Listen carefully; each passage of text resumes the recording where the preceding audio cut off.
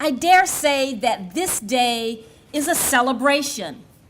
Now, it might seem odd to use the word celebration in the same breath as victim, because if you've ever been victimized, you know that there is little in that experience to celebrate. But today, we celebrate the journey from victim to victor. We celebrate survival.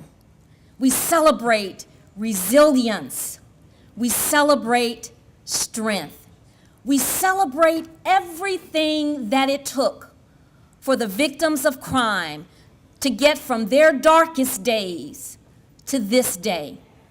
And we celebrate those of you who helped them to get there.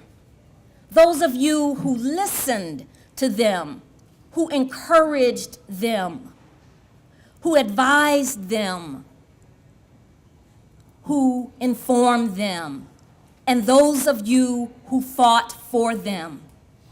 We thank you. We honor you. This is your day.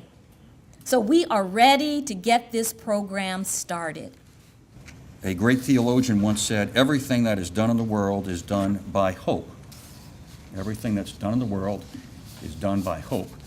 So hope is that glimmer of light that breaks through the darkness. Those of us who are in law enforcement, and myself, I deal with judges, we deal with terrible situations. And you see them over and over again. And frankly, it gets to be a little dark sometimes. And so that hope is the voice that whispers to all of us in those terrible moments that somehow things will be made right. And those of you who have been victimized by crime know about the pain and hopefully also about the hope. It's the hope that you get from that day when you move past it. Is the hope that transforms you from a victim to a victor. It's the hope that we all together lean on one another as a community to move forward. So that's my vision. That's what I'm trying to do. I thank all of you for participating in this today to recognize the pain of those people who have been suffering from crime, and let us all hope together and work together to restore our community and move us forward. Safe Harbor has been the domestic violence provider for St. Tammany and Washington parishes since 1991. We provide crisis intervention, emergency shelter, and also safety planning and other support services to victims of domestic, family, or dating violence in our communities. And throughout our 25 years, we've always partnered closely with the District Attorney's Office. We have worked together on many cases to ensure that victims stay safe and that offenders are held accountable. Not only does that partnership help keep victims safe and hold offenders accountable, but it also provides victims with much needed services and resources so that they can rebuild their lives into healthy, free, violence-free lives, and they have a chance to heal from the impact of the abuse that they've been experiencing. We also partner with the DA's office on many of their community efforts. In the reentry program, we provide education groups in the jails to women who've experienced abuse. We also partner with recent efforts to have a batterers intervention program in the community so that there are also services that the batterers can participate in that help keep victims safe and teach them appropriate relationship behaviors. We are very grateful to the district attorney and all of his staff for all the work that they do to keep victims safe and the partnership that they engage in with us so that we can do the work in our community, keep victims safe and hold offenders accountable. We represent the victims of domestic violence, predominantly ladies. We represent them at their protective order hearings. And then subsequent to the protective order hearings, we represent them to help them obtain a divorce and custody of their children. The part that we're finding is that very recently in the last 2 years, the statutes have changed to help victims of domestic violence. The word is starting to get out there that the ladies can get a divorce without any waiting period. The problem is they're not really sure how that works. Sometimes they think, if I get a protective order, I'm automatically divorced. That's not quite the way it works. Getting that protective order starts you in a process that takes away that timeline. Now there's no waiting period. In addition, if there is domestic violence, but without a protective order, the ladies can come in and put on testimony to get their divorce without without a waiting period, as long as they can prove up that domestic violence did happen. Because I speak on the Little Minds, I specialize in children and families, and because I speak for the little ones, we all have a shift in mindset. That shift in mindset basically goes from what's wrong with you to what happened to you. That opens up so much and really services what we're speaking on today, servicing victims, building trust, and restoring hope. It opens a window for them to feel comfortable to tell their story.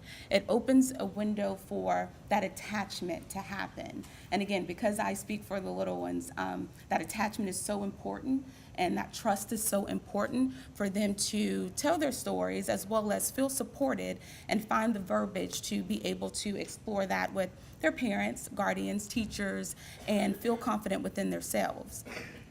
What shifting that mindset does, going from what's wrong with you to what happened to you, it goes from a sense of blame to a sense of acceptance. It goes from a sense of isolation to a sense of belonging, something that trauma victims all over feel, and I know we have some survivors here today, something that we all feel when going through something. We feel isolated, we feel detached, we feel like maybe it could be our fault. And speaking again for the little ones, there's two quotes that come to mind on two really specific cases that I've dealt with, whom are now doing great and excelling well and have the verbiage to not only tell their story, but also to speak up if something like that ever happened again. The first quote is from a 7-year-old, and I quote, "My daddy went away. He was bad. He put the private on me." 7 years old. Next quote is a 5-year-old. "My mommy left me somewhere and she couldn't remember where she put me." We go from sexual abuse to neglect and abandonment. Both crime victims, both little voices. How do you put that in words? How do you conceptualize that? What we do in this room, we support that. We don't go to what's wrong with you. We go, what happened? Let's pull from that. And it's programs like this that is the foundation for us to do what we do and give them a voice to speak on that. So when we're helping, assisting, supporting, uplifting, I want us all to think that. We go from what's wrong with you to what happened to you. This award recognizes a program, organization, or individual who's helped expand the reach of victims' rights and services.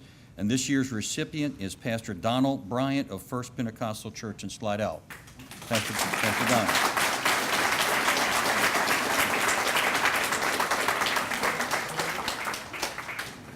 Welcome, a pleasure. The next award is the Ronald Wilson Reagan Public Policy Award, and I guess that's kind of dear to my heart. That award honors those whose leadership, vision, and innovation have led to significant changes in public policy and practices to benefit crime victims. And the winner of this award this year is Shane O'Hara and Team 518 Ministries.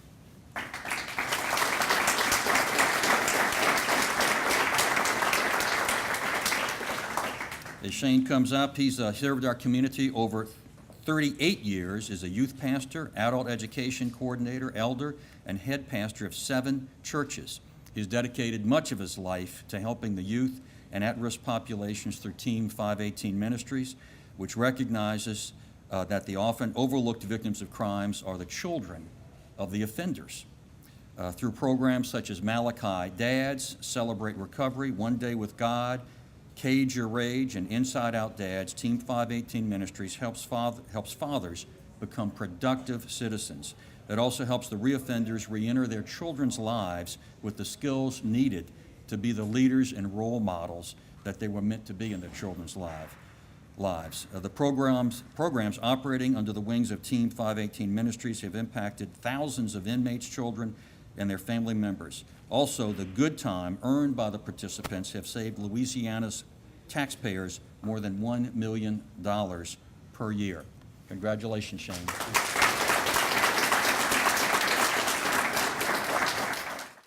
The next award is the National Crime Victim Service Award. It honors extraordinary individuals and programs that provide services to victims of crimes. This year's award goes to the Washington Parish Rape Crisis Center and its executive director, Charlotte Fornea.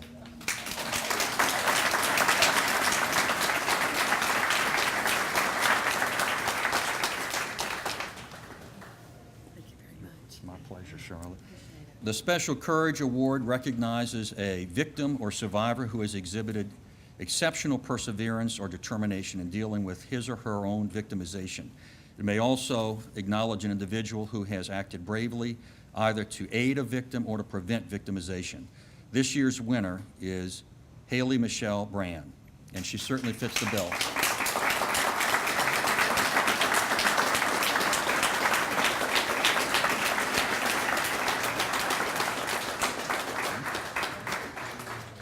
Okay.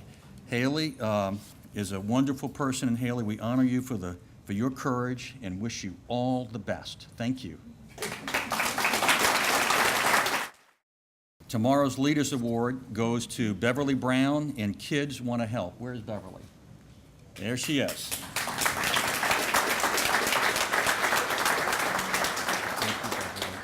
Stay right here. Okay.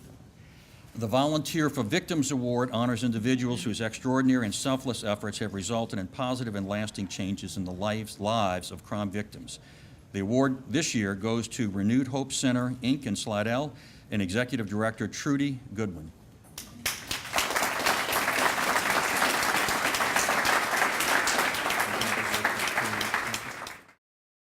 The last award is the District Attorney Award, and I'm giving it to two members of my staff.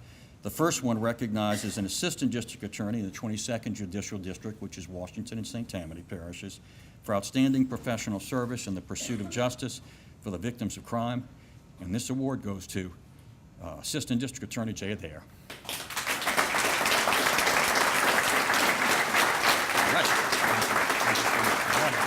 Stay right there. Jay is an outstanding prosecutor who demonstrates genuine compassion and gentleness with the crime victims, particularly children. They have been through so much, but in his own way, he helps to earn their trust. Thank you, Jay, for all you do. Thank you.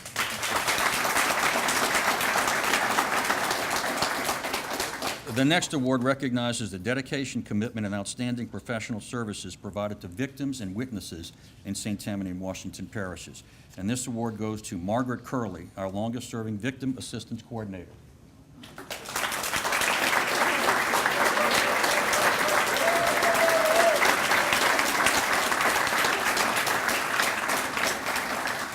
Margaret has served the victims in this community tirelessly for more than 2 decades. In addition to writing the grants that assure we have the financing to provide these services, she has patiently answered their questions and soothed their fears. Margaret, thank you for all you do.